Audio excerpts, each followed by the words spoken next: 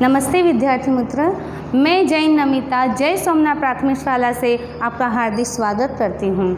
आज मैं आपको हिंदी विषय में काव्य 3 नन्ना मुन्ना राही हूँ काव्य का आपको सिखाऊंगी। तो उनके रचिता हैं शकील बदायूनी। तो आपको परीक्षा में 1 मार्क का प्रश्न पूछा जाता है कि नन्ना मुन्ना राही काव्य के रचिता कौन है, तो आपको ये रचिता विशेष रूप से याद रखना है, शकील बदायूनी। ठीक है, तो ये काव्य की रचिता है। बहुत सुंदर काव्य इनने रची है, बच्चों को पसंद आए वैसी है। ऐसे कवि ने हमको बहुत अच्छा काव्य यहाँ पे दिया है। तो इस काव्य को हम पहले गा के देखेंगे। गाने से क्या होगा कि आपको काव्य जल्दी से याद होगी और काव्य याद रहने से आपको उसका भावार्थ भी समझ में आएगा। तो पहले हम इसको गा के देखते हैं, फिर उसको हम विस्तृत उसकी चर्चा करेंगे। तो हम काव्य का गान करते हैं। तो देखो बच्चों, नन्ना मुन्ना राही हूँ, देश का सिपाही हूँ, बोलो मेरे संग जय हिंद जय हिंद जय हिंद जय हिंद जय हिंद। रास्ते पे चलूँगा न डरे डरे के, चाहे मुझे जीना पड़े मरे मरे के, मंजिल से पहले ना लूँगा कहीं दम, आगे ही आगे बढ़ाऊँगा कदम, दाहिने बाएं थम। नन्ना मुन्ना राही हूँ, देश का सिपाही हूँ, बोलो मेरे संग जय हिंद जय हिंद जय हिंद जय हिंद जय हिंद। धूप में पसीना में बहाऊँगा जहाँ, हरे हरे खेत लहराएंगे वहाँ, धरती पे पापी न पाएंगे जन्म, आगे ही आगे बढ़ाऊँगा कदम, दाहिने बाएं थम। नन्ना मुन्ना राही हूँ, देश का सिपाही हूँ, बोलो मेरे संग जय हिंद जय हिंद जय हिंद जय हिंद जय हिंद। बड़ा होके देश का सहारा बनूँगा, दुनिया की आँखों का तारा बनूँगा, रखूँगा ऊंचा तिरंगा हरदम, आगे ही आगे बढ़ाऊँगा कदम, दाहिने बाएं थम। नन्ना मुन्ना राही हूँ, देश का सिपाही हूँ, बोलो मेरे संग जय हिंद जय हिंद जय हिंद जय हिंद जय हिंद।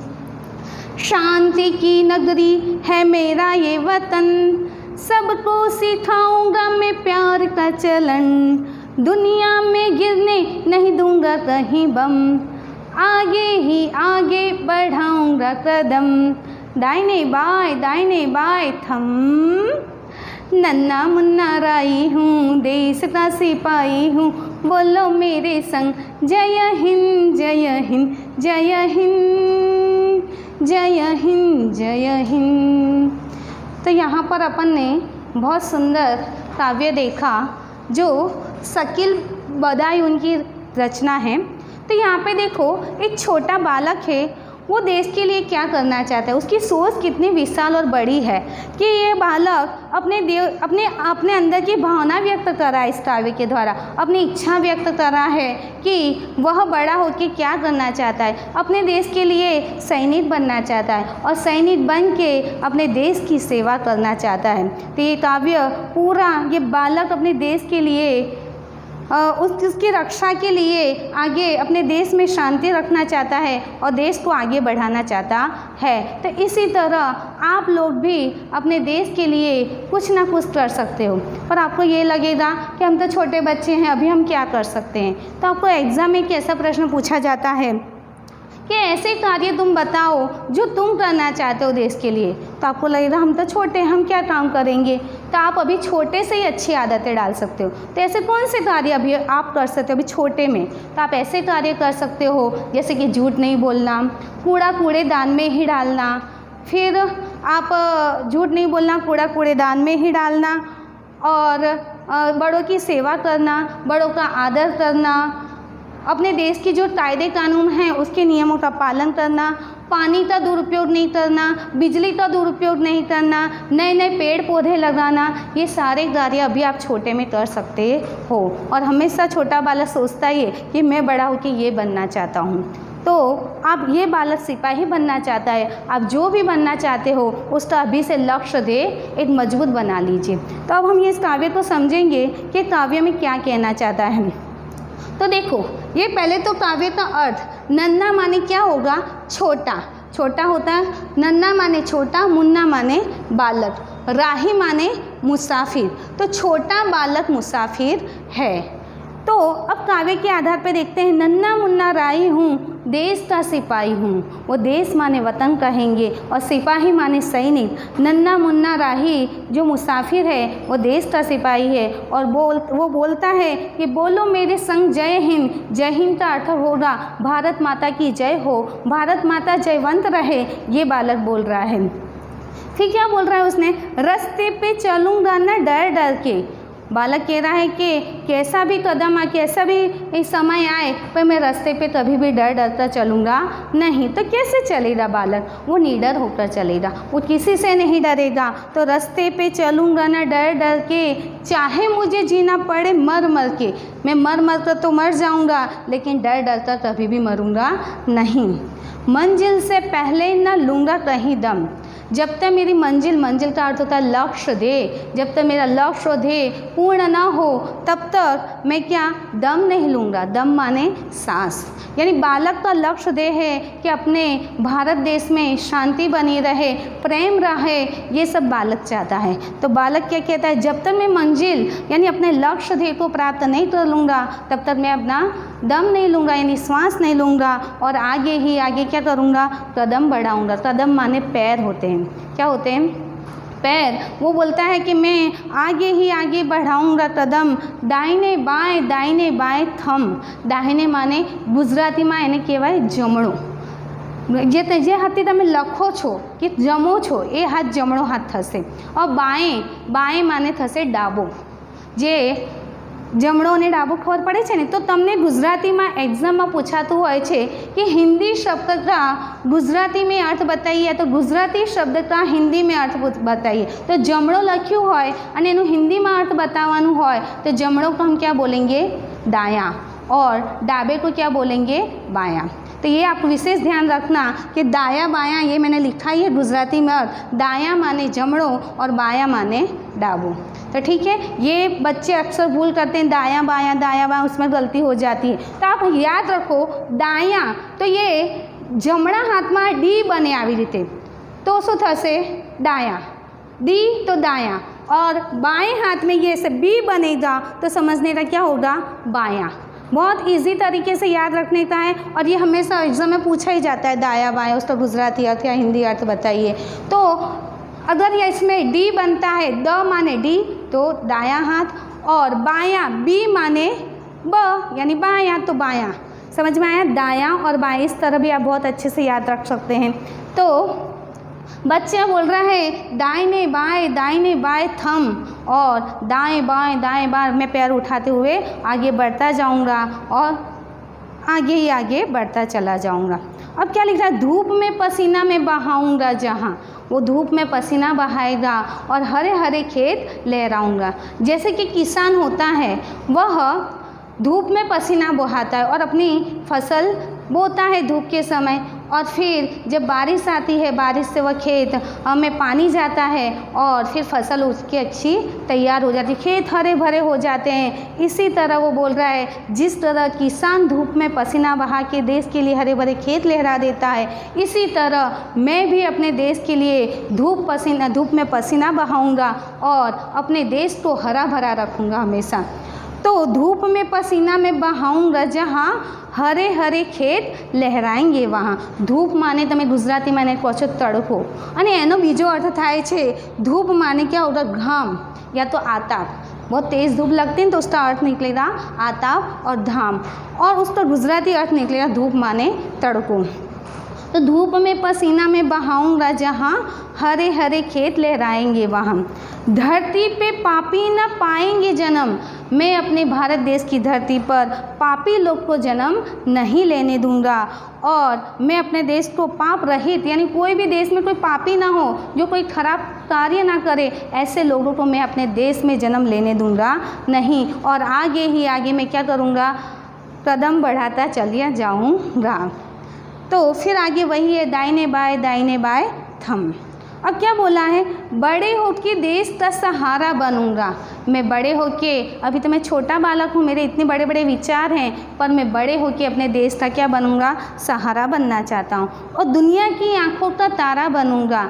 जैसे कि दुनिया की आंखों का तारा का अर्थ, उसका मुहावरे का अर्थ निकलता है आंखों का तारा, तो बहुत प्यारा। तो कैसा बनना चाहता है, देश के लिए सबके हृदय में अपनी जगह बनाना चाहता है। जैसे कि गांधी जी ने बहुत सारे अच्छे अच्छे काम किए कि वो मरने के बाद भी अभी लोग उनको याद करते हैं। इसी तरह यह बालक भी बड़ा होकर देश का सहारा बनना चाहता है और दुनिया की आंखों का तारा बनना चाहता है। रखूँगा ऊंचा तिरंगा हरदम, मैं अपना तिरंगा हमेशा ऊंचा रखूँगा, उसे नीचे गिरने दूंगा नहीं।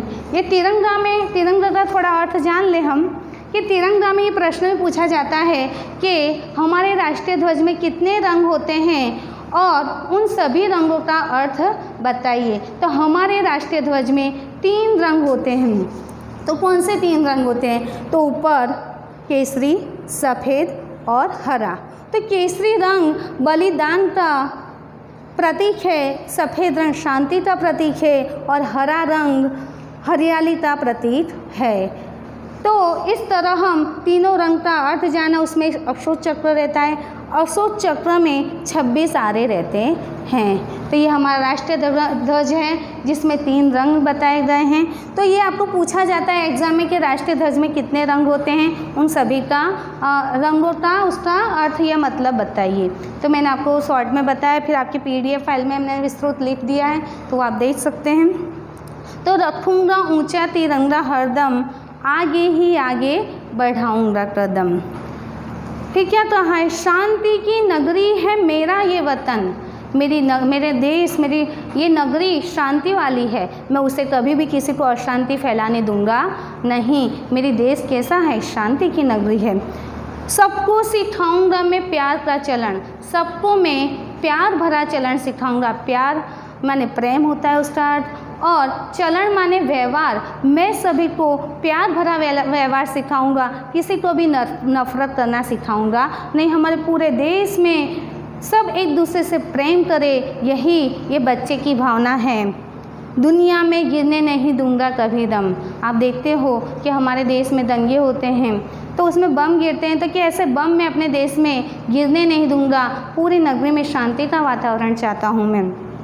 आगे ही आगे बढ़ाऊंगा कदम, और आगे ही आगे मैं कदम बढ़ाता चला जाऊंगा।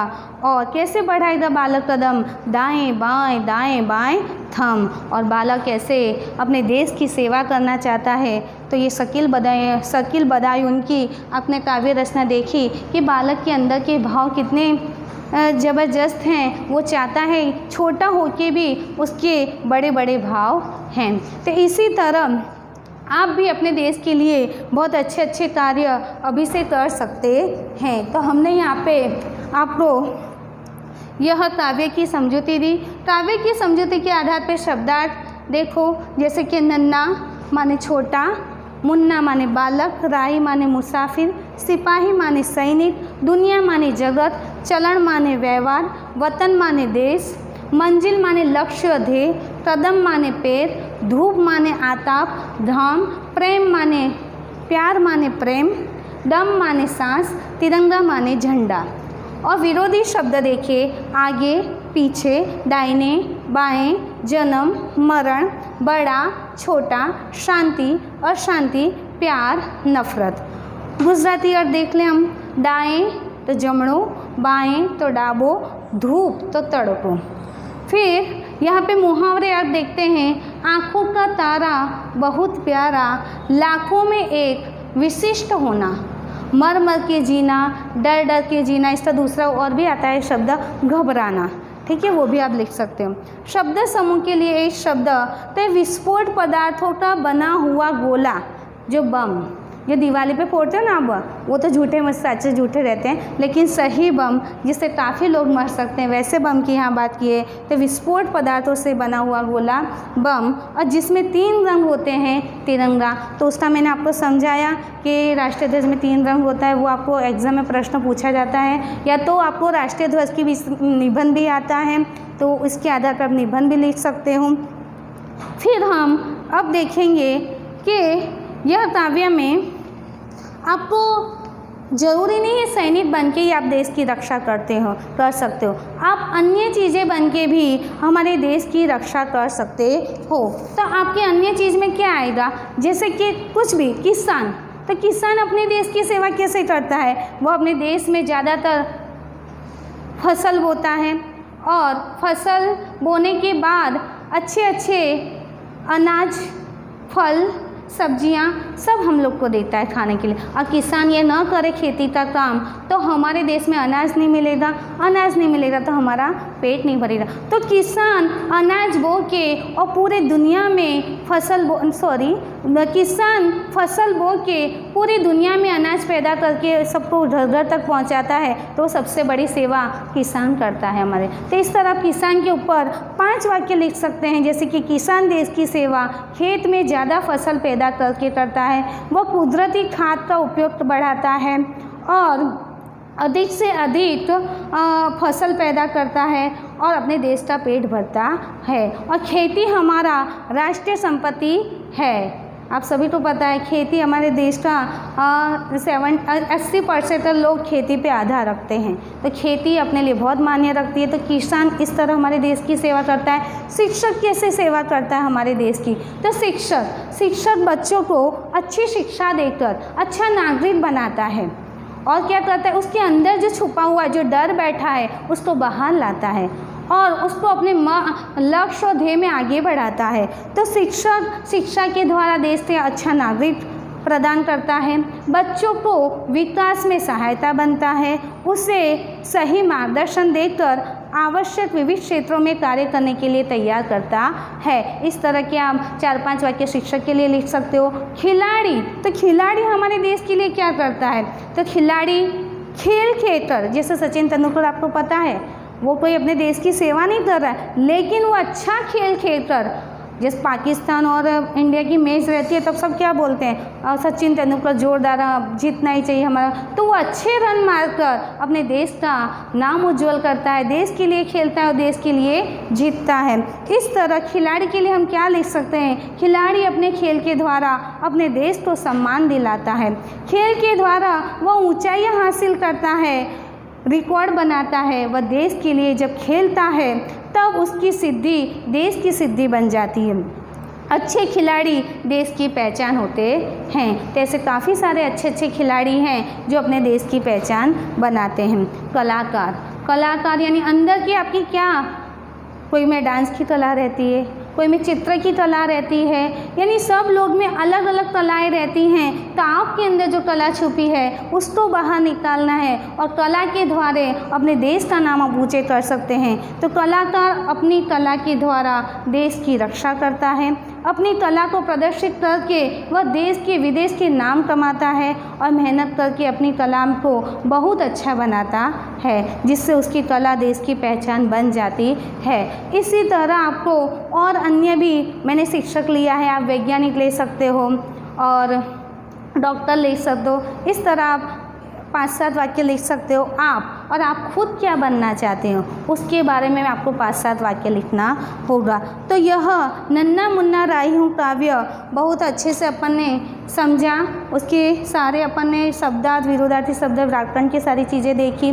तो आपको ये होमवर्क में मैंने एक PDF फाइल बनाई हुई है, उसमें सब कुछ लिखा है कि आपको क्या क्या करना है। पर अभी आपको ये नन्ना मुन्ना राही काव्य याद करना है और उसमें किताब में इसके आधार पर छोटे छोटे प्रश्न दिए गए हैं। तो मैंने समझाई है, उसके आधार पर आपको वो छोटे छोटे प्रश्न आराम से सॉल्व करते बनेगा। तो आपको वो लिखना है और आपका होमवर्क रहेगा नन्ना मुन्ना राही काव्य याद करना और उसके प्रश्नों के जवाब लिखना। PDF फाइल आपको भेज दी जाएगी, उसके आधार पर आप होमवर्क कर सकते हो। नमस्ते विद्यार्थी मित्र, धन्यवाद।